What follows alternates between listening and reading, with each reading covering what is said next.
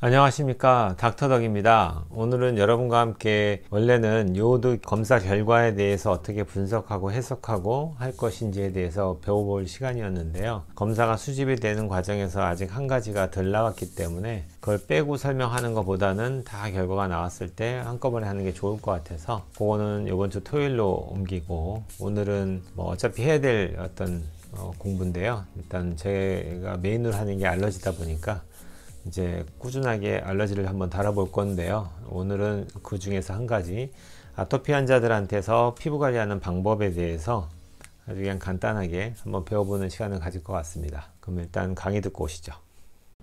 건강한 피부를 위한 10가지 계명에 대해서 오늘 배워보는 시간을 갖도록 하겠습니다. 이 내용은 제가 과거 거의 10년 전에 알레르기 강의를 위해서 만든 자료 중에 들어있던 거라서요. 지금은 또 조금씩 변형이 됐을 수도 있을 것 같습니다. 최근 데이터는 어떤지 모르는데 제가 추가해서 설명을 드리면서 옛날 데이터로도 충분하게 의미가 있기 때문에 오늘 이걸로 공부하는 시간을 갖도록 하겠습니다. 1번입니다. 목욕은 미지근한 물로 10분 이내로 한다.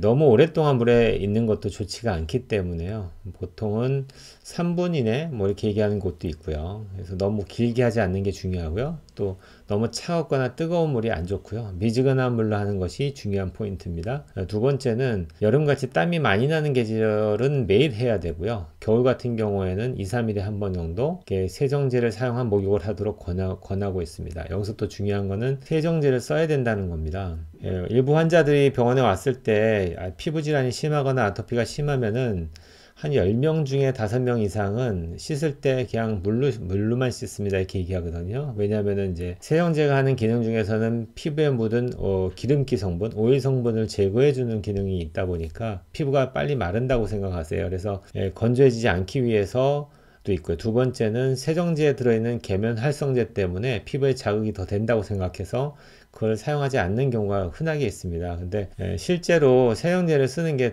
필요하고요. 피부에 묻어 있는 여러 가지 지용성 세균과 여러 가지 이제 불순물들을 바깥으로 제거하기 위해서는 세정제가 필요합니다. 단 조건이 계면 활성제가 최대한 적게 들어있는, 아예 안 들어있으면 좋겠지만 그게 쉽지 않으니까 최대한 적게 들어있는 것 중에서 선택을 하셔야 됩니다. 그래서 저희 병원에는 세정제도 계면 활성제가 최대한 적게 들은 걸로 추천해 드리고 있습니다. 세 번째, 목욕 후에는 3분 이내에 보습제를 발라야 한다. 이 3분 이내라는 게 물이 이제 마르기 전이라는 개념이 해당이 되고요. 씻고 나서 물기를 톡톡 눌러서 닦은 다음에 우선 스테로이드 로션을 먼저 바르는 걸 권하고요. 순서는. 그러고 나서 그 위에 또 보습제를 바릅니다.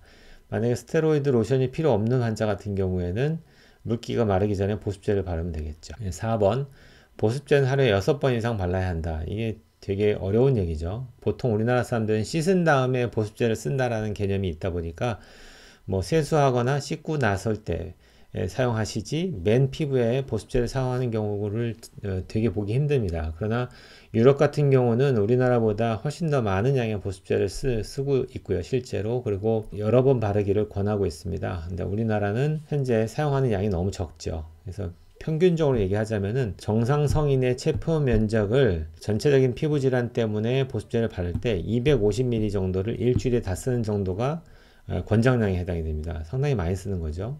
근데 우리나라 사람들 250ml 하나 사가면 몇 달씩 쓰거든요. 그러니까 거의 우리가 요구하는 양만큼 보습제를 많이 못 쓴다는 얘기죠. 보습제를 많이 사용하는 것만큼 스테로이드를 사용할 수 있는 양이 줄어들기 때문에 이거는 많이 쓴다고 전혀 해가 되지 않습니다. 5번째, 보습제는 치료제가 아니다. 뭐 이렇게 표현은 해놨는데요. 이때 피부과학회에서. 그렇다고 뭐 스테로이드는 치료제인가요? 뭐 제가 볼 땐 다 그놈이 그놈인데, 보습제를 더 많이 쓰는 걸 추천하기 때문에요. 이걸 사용함으로 인해서 우리가 치료제라고 얘기하고 있는 스테로이드 로션을 바르는 횟수를 줄일 수 있기 때문에 저는 같이 보고 있고요. 필요하면 의사의 도움을 받아서 스테로이드 로션을 사용하는 걸 두려워하시면 안 되고요.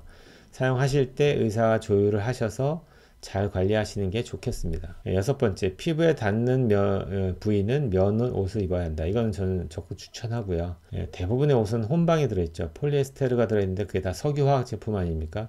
과거에는 없던 것들이고 그런 것들이 피부에 닿았을 때 알레르기 반응을 유발하기 때문에 피부에 닿이는 것들은 최대한 면이 닿이는 것이 중요합니다. 7번째, 옷을 세탁할 때 세제가 남아있지 않도록 주의하자. 이것도 되게 중요하고요. 흔히 이제 간과하시는데 아토피가 있거나 피부 질환이 있는 분들이 세탁하실 때는 물 세탁을 마지막에 한 번 더 해주셨으면 좋겠고요.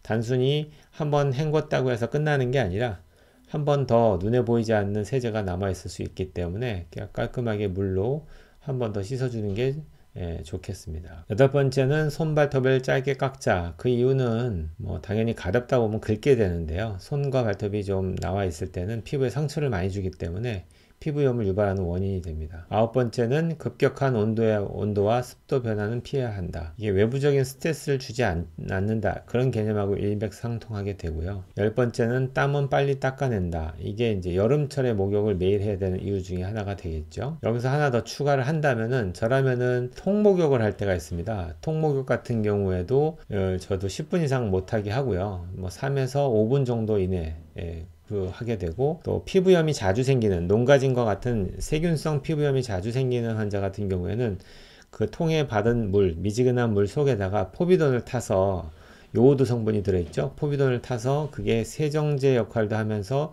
세균을 죽여주는 살균 효과도 있기 때문에 피부염을 유발하는 세균들을 줄여주는 효과가 충분하게 있습니다. 그렇기 때문에 통목욕 할 때는 포비돈을 좀 섞어서 통목욕하는 물에 따라 좀 다르겠지만 대략적으로 한 5cc 정도를 섞어서 희석을 한 다음에 그 물에서 한 5분 정도 내외로 물장난하면서 놀게 해주시고요. 그리고 나서 흐르는 물로 한번 닦아내신 다음에 물기 닦고 스테로이드 로션을 바르시고 그 다음에는 이제 보습제를 바르는 식으로, 그래서 그 순서대로 피부 관리를 하시면은 제일 기본 관리는 된다고 보시면 됩니다.